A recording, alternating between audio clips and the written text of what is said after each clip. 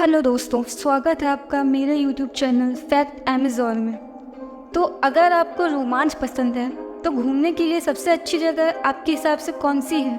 हम सभी जीवन में अपनी गति का आनंद लेते हैं। कुछ लोगों को बड़े शहर की हलचल पसंद आती है जहाँ बहुत से लोगों की भीड़ हो, और कुछ लोगों को गांव के शांति और कम लोग पसंद आते हैं जहाँ उन्हें आराम मिल सके और अपना काम आराम से कर सकें। पर उन लोगों के लिए जो तेज सायरन और ढेर सारी ज़िंदगी से बड़े विशाल महानगर को पसंद करते हैं, हम पृथ्वी के कुछ सबसे खतरनाक शहरों के लिए एक गाइड लेकर आए हैं जहां हत्या, अपराध, प्रदूषण और प्राकृतिक आपदाएं सभी इस सूची में प्रमुख हैं। इसीलिए अपना बैग पैक करें और हाँ, एक फर्स्ट एड बॉक्स भी, क्योंकि हम दुनिया के सबसे खतरनाक शहरों को देखने जा रहे हैं। तो नंबर 1 पे है तिजुआना, मैक्सिको। तिजुआना को दुनिया की हत्या की राजधानी माना जाता है, जहां हर साल प्रति 1 लाख निवासियों पर 138 हत्याएं होती हैं।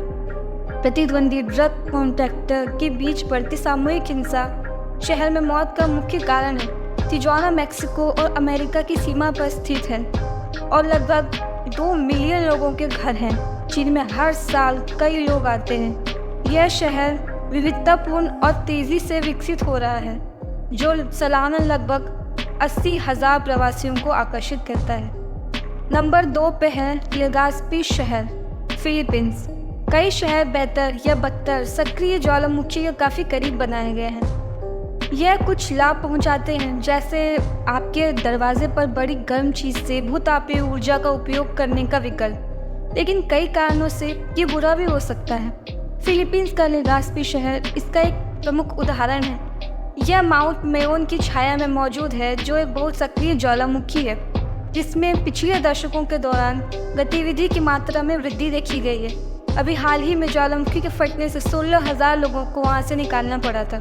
ज्वालामुखी से उत्पन्न खतरों के कारण स्थानीय निवासियों की सुरक्षा के लिए भविष्य में विस्फोट की स्थिति में एक विशाल निकासी केंद्र बनाने की योजना की घोषणा की गई थी, लेकिन उनके दरवाजे पर एक सक्रिय ज्वालामुखी होने के बावजूद इसने 20,000 से अधिक लोगों को लेगास्पी शहर बुलाने से नहीं रोका। नंबर 3 पे है प्रिप्यात, यूक्रेन।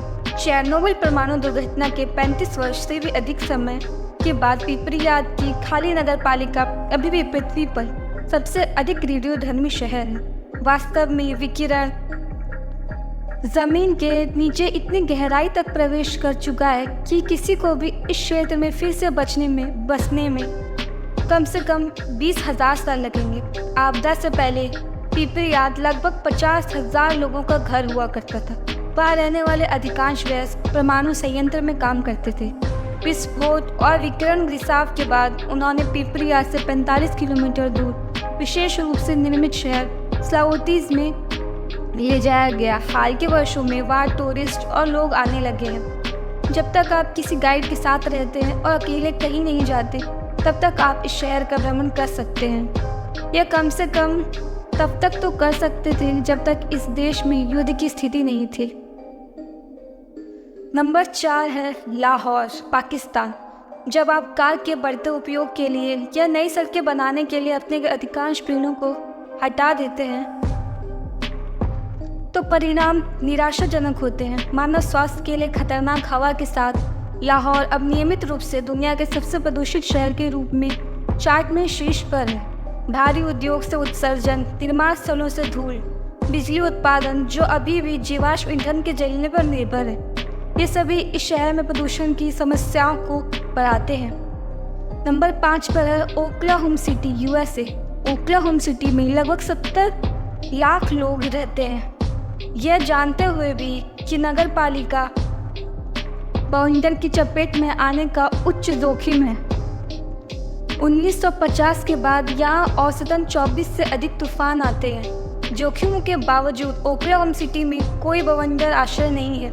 यदि कोई तूफान आ जाए तो यहाँ की अच्छी बात यह है कि यहाँ की सड़कें जल्दी ही जाम हो जाती हैं। इस वजह से लोगों को खुद बचाने के लिए अपना निजी आश्रय स्थल बनाना पड़ता है।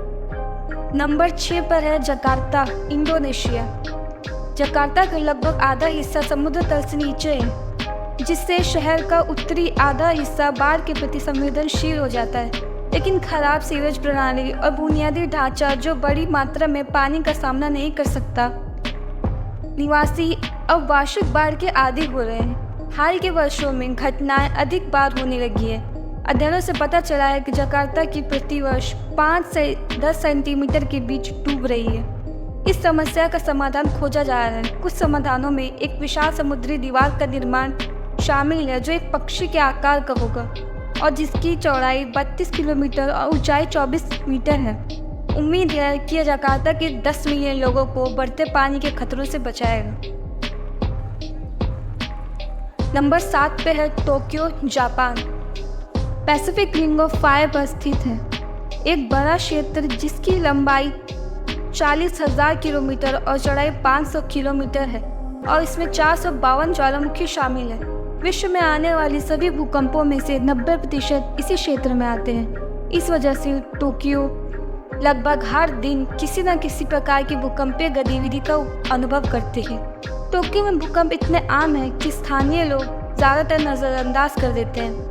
हालांकि बड़े भूकंप आने की स्थिति में प्रत्येक स्कूल को हर साल 2 भूकंप अभ्यास आयोजित करने की आवश्यकता होती है। नंबर 8 पर है टेरेसिना, ब्राज़ील। टेरेसिना ब्राज़ील का सबसे गर्म शहर है जहां गर्मियों में औसतन तापमान 36 डिग्री सेल्सियस होता है और शायद ही कभी 20 से नीचे जाता है। ये गर्म आर्द्र स्थितियाँ बिजली गिरने की घटनाओं के लिए दुनिया का नंबर 1 शहर बनने के लिए जिम्मेदार है। यह शहर ब्राज़ील के उस क्षेत्र में स्थित है जिसे फ्लैश लाइटनिंग फ्लैटलैंड्स कहा जाता है। यह क्षेत्र दुनिया में प्रतिवर्ष बिजली गिरने की तीसरी सबसे अधिक दर वाला क्षेत्र है। इस शहर में अपराध एक बड़ी समस्या है। तो आप इनमें से किस जगह पर जाना पसंद करेंगे? हमें ज़रूर बताइए।